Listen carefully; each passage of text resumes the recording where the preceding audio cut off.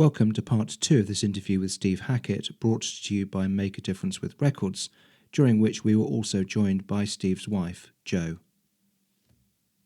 In January 2024, we caught up with Steve in London to talk about his brand new album, The Circus and The Nightwhale.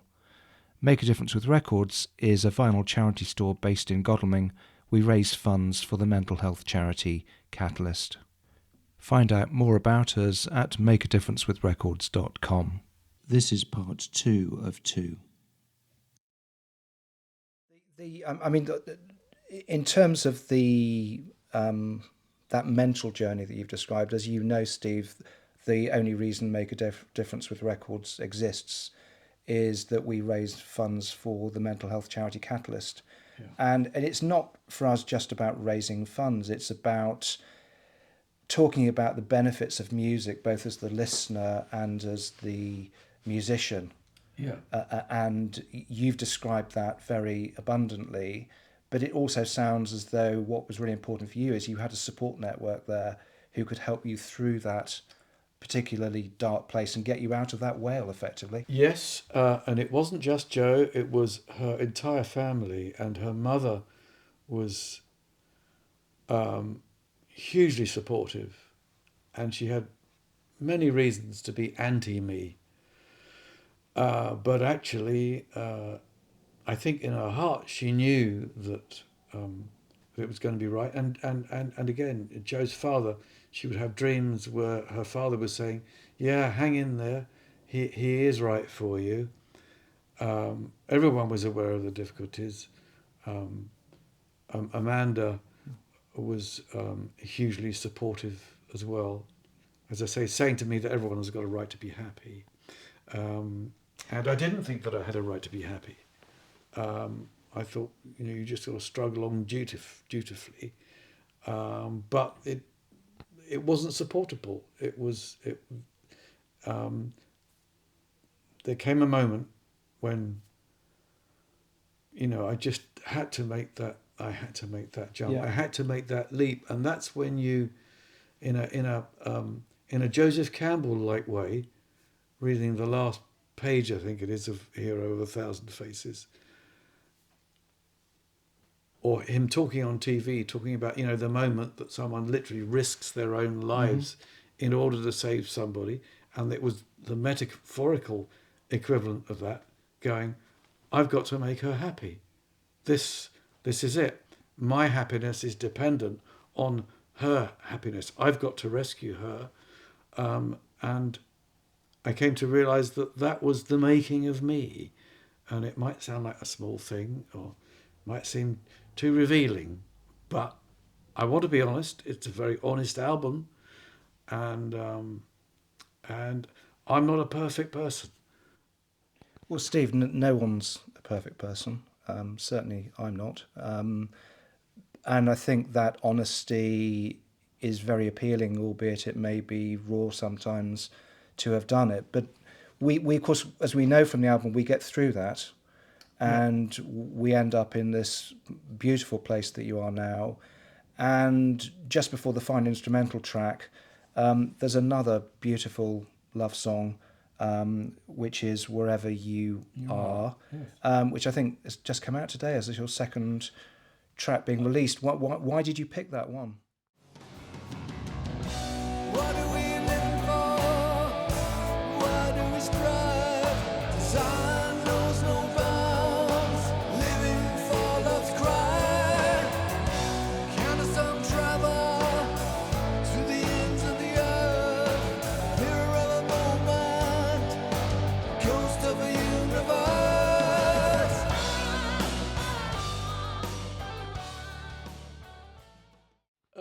Well, that track, there was a contradiction within that track. The paradox is that you don't normally have a rock song that's a love song. It's a stomp and a march, but it's also a love song. So I don't think too many people do that. So this is where I think, it's the album at its most original. And again, I would say that anyone who's got problems with love songs, maybe they'll get swept along by just the sheer energy and the force of the track. Again, I went for, high, sweet vocals rather than screaming with a rock song. You let the drums pound and the instruments pound, but keep the voice of the balladeer sailing over the top of it. Don't try and scream it. Don't try and be Nad. Nad does. The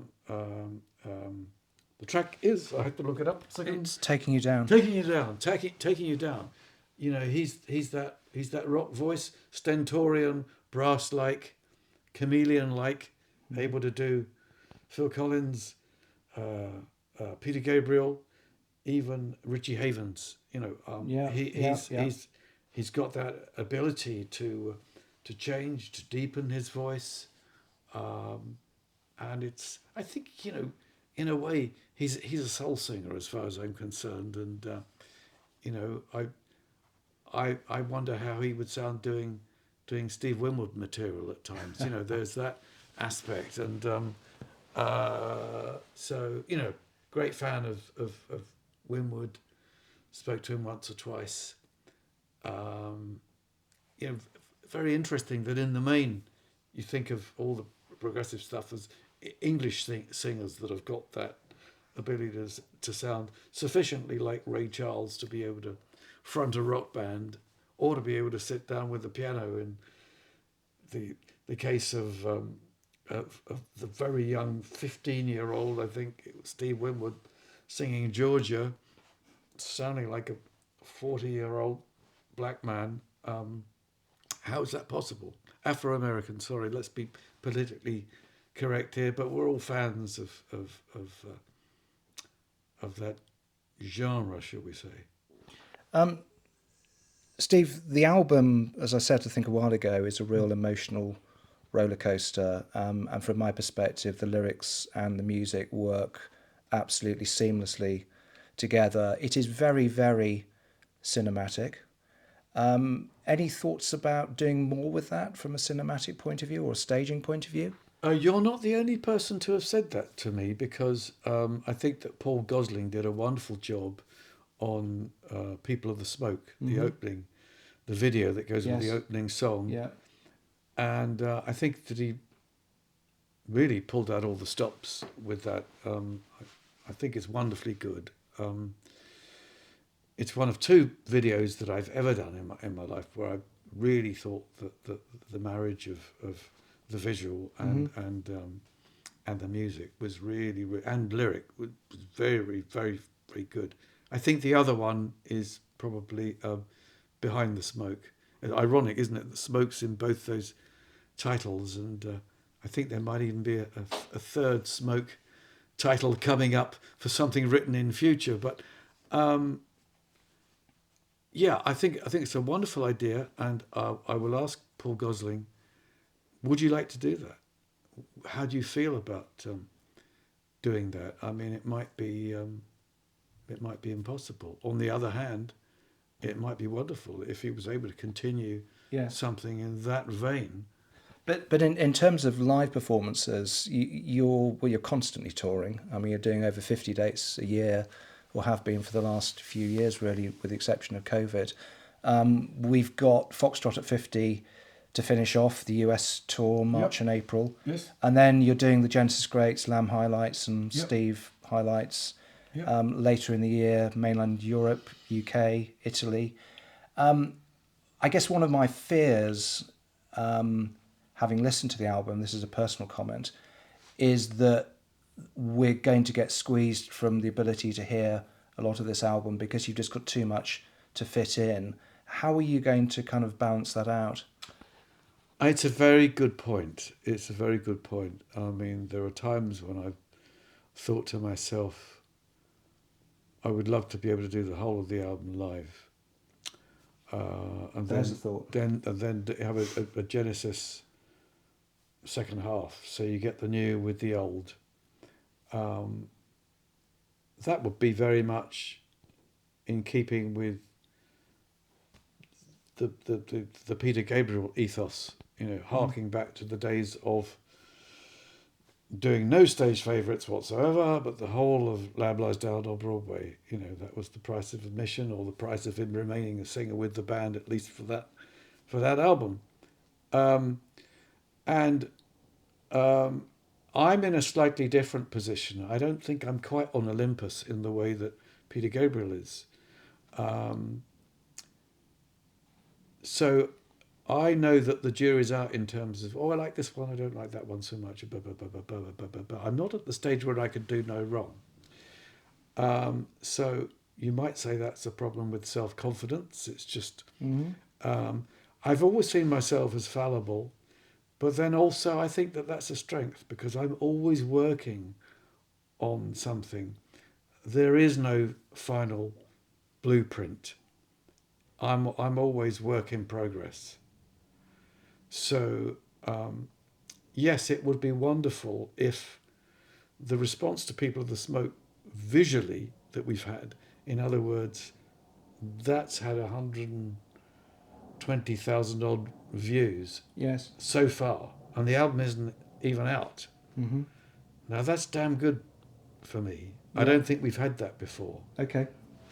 Why that has happened at this stage, I don't know. Is it because Genesis have just said they're hanging up their spurs, they're not going to do anything anymore, therefore more light gets shed on Peter and myself? I don't know.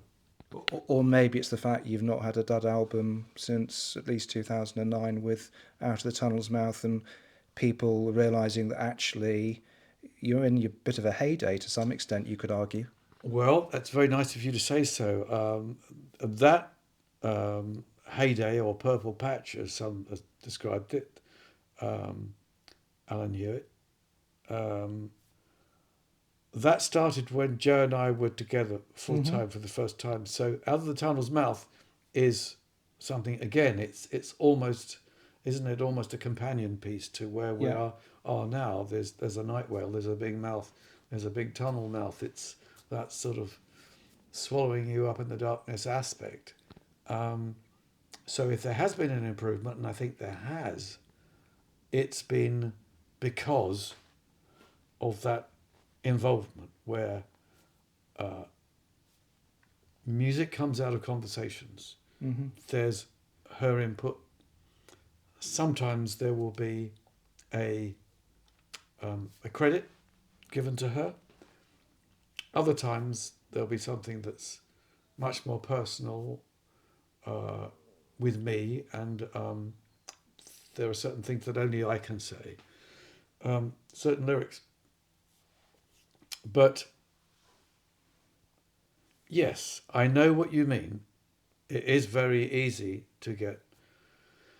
You have the museum doors are flung wide once again for classic Genesis. Yeah. The abandoned place that was the great Genesis that John Lennon loved. Okay? That's a calling card. I can't ignore that. Mm-hmm. You know. So the dichotomy is, you know, I've got to wrestle with myself to say, well, at the moment we're intending to do 3 tracks from this album. I'm struggling to even play the first track because it's so complicated. It goes through so many changes. Yes. Just the guitar parts that are all, I can play them individually, but they're all written back to back. Yes. And I can't do a jump from that and that. So I've got to change things. I've got to go back to the potter's wheel Yes. to go, well, Yeah. okay, so it's very easy. If you're a jazz man, you go, oh, well, you just change it. Fine. But I've got to find my way to that jazz. Yes. You know, I've got to find those moments, those conduits, because I do care about every note. And that can be a terrible hindrance. If I just stayed being the blues guitarist that I advertised myself as when I was a young 16-year-old, and I've just stuck with that, it's like, well, you can do that, you can do that, you can have your stock phrases, you can surprise yourself, you can hang on to a note. Anything gives, anything goes with that. But this is music that's through composed. It's all Bach's fault, really, you see. Well, everything's Bach's fault, as we know. Everything is Bach's fault. And because he knew that no one would ever be that good ever since. And so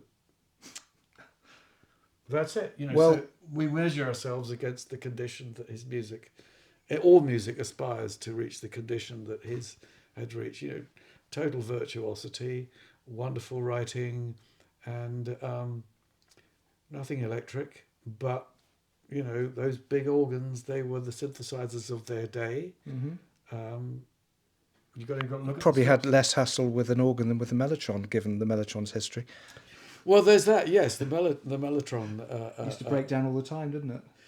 Yeah, mellotron. You know, we'd be playing to 22,000 people in Rome, and the first breath, the first note is going to be Tony playing the intro to Watch of the Skies. Is it going to work or is it going to die? Yeah. You know, because you know, Italian power wasn't at the greatest those days. Every gig that we ever did in the 70s with Genesis in Italy, the power would give out at some point. So can you imagine thinking, we're going to deliver this, we're going to deliver the aliens landing, a whole spaceship, or it's all just going to flop like a bad pastry moment. Well, Steve, listen, I'm very tempted to dive into that further, but we can't today. I just want to thank you very much for your time, as always, very generous with your time. And I guess leave you with the thought that maybe you could still do your Genesis, Lamb and Greatest Hits, and maybe, as you do with Trading Boundaries, a sprinkling of shows of your new album Yes. with some more video footage. Yes. It may well be a way to go that one should make the leap into, you know, total immersion in video being synchronized with the music, so that perhaps each guitar phrase that you don't deliver in exactly the same way is not going to be failed by the Russian ice skating judges going, well, you missed that one there. Well, listen, Steve, look forward to seeing you on tour. Thank you so much for your time. But we weren't quite finished. At that point, we managed to persuade Jo, Steve's wife, to join us. So one of the questions I had for you, Jo, is obviously this story is not just about Steve's musical career, it's very much a story about the two of you and your love and where you are today. Did you feel the album did it justice? Oh yes, for sure it did. I feel that it really celebrates the special thing that we've had between us now for a lot of years, and from the moment we were able to get together and really make things flower in life and between us, it's been incredibly wonderful. There are a lot of powerful love songs on many albums over the years, ever since really Out of the Tunnel's Mouth in 2009, and there's no exception on this album. Any particular standouts for you that really you feel tell that love story? I think Those Golden Wings was one of them, because it really celebrated the power of the love that we share, which is incredibly special. But there have been a lot of lovely songs. I'm trying to remember the name of the song, which was inspired by that time we spent in Mexico when we saw the dolphins and we were out on the water. That was Loving Sea. Loving Sea, Yeah, that's we're going right. back over several albums here with that. And But we went out, we saw the dolphins in this lagoon, and then we went out to sea and there were turtles, there were all sorts of things. And it, somehow being out there in the water, on the water, gave us this feeling of the freedom that we felt, the sense of being able to celebrate love and life together. And we've travelled the world together, not just touring, but on a lot of holidays as well, because we're fascinated by the world, and sharing that keeps opening up whole new vistas. I mean, we recently just come back from Africa, and we were there looking at the Victoria Falls and thinking, my goodness, you know, this is like a portal to another world. And every time you feel that it's just all part of this wonderful adventure we're on. So, Jo and Steve, one track in particular I wanted to ask you both about was the track Ghost Moon and Living Love, which I gather came out of a holiday and a magical moment that you both shared. Jo, what's your recollection of how that song came about? Yes, we were in Greece and we saw the moon in daylight, which always has a fascinating look because it's there, you've got your blue sky and there is the moon, and it looks like a sort of ghost moon because of the way it shines through the daylight. And we were having a lovely day just in Napoleon in Greece, most beautiful place, and it just felt like this perfect moment. The album goes through a bit of an emotional roller coaster, but ends up in a very happy space. Steve talked earlier about the fact, and we've talked collectively about the fact that there's been almost this purple patch of Steve's solo stuff since Out of the Tunnel's Mouth. How have you seen that change yourself, Joe, during those years? How have you seen Steve change and grow in that period as a musician? Well, it's been wonderful because every time he's had a new idea, he's explored it. So not only have we explored it through travel, but through inner journeys as well. And he's been connecting with so many people, not just within his own team, but from everywhere, from Azerbaijan through to Hungary, through to America, through to Tajikistan, all these different places around the world. And at the same time, on the inner journey of feeling that sense of freedom to explore all sorts of new musical ideas. Yeah. Well, I wanted to let her do the talking, you see, because I get to talk endless stuff, but it's great that she's expressing that. There's it's a kind of twin aspect to being a guitarist, because I'll be playing electric guitar one minute, but then I'll be playing the acoustic the next, and I always think that the natural world is best expressed through the acoustic guitar, because it's a whole beautiful world of nature. It's water, it's the harp, it transcends its limits, it's woman's shape, it transcends all of that, and it's the guitar is equivalent of the piano. It's got all the dynamics, all the variations, playing very brightly near the bridge or mellow near here, and there's so many different ways of playing it. So it's a limitless thing. But then there's the electric guitar, there's that. It's always the instrument that makes me feel young, as opposed to a man of experience. There's always that delinquent quality to it. You're going to make it scream and cry and always down those frets and burn up on that bike. You're going too fast, boy. All of that. It's so we get to share all this stuff, and I think Joe's got a huge understanding of what music can do in all its forms. Really, she's the music. We write things together. Yes. Both lyrically and melody lines and musical ideas. Yes. I mean, Steve is always the main writer, always, but Not always.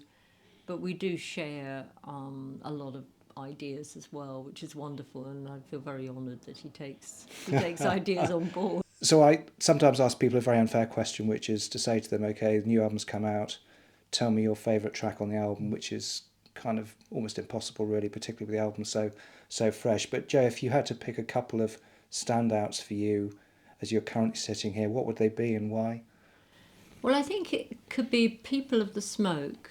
I mean, I love all the album, but People of the Smoke and Ghost Moon and Living Love perhaps are my two favourites. People of the Smoke, because I think it just depicts the atmosphere, almost Dickensian sort of atmosphere of London in 1950 when Steve was born, and that's incredible. That's an incredible track. With extraordinary energy, but at the same time really giving off a very powerful atmosphere.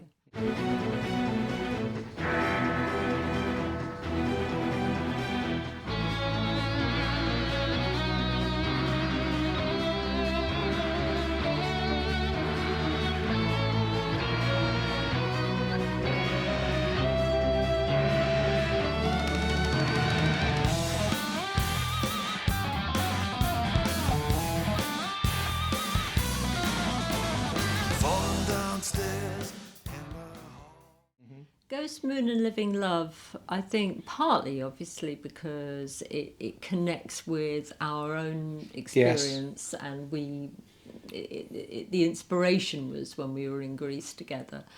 But also I think, again, hugely atmospheric and poignant, and there's something about the poignancy of it which is really touches the heart in a big way. It does. I mean, both that track and the Into the Nightwhale Yes. track had me welling up, as I admitted to you when I arrived here earlier. Into the Nightwhale is extraordinary. It is an Yes, extraordinary track. It is. And I'm It's sure hard to pick. It's hard to pick any tracks. almost but there are impossible. I did say it was an unfair absolutely question, so I'll let you off.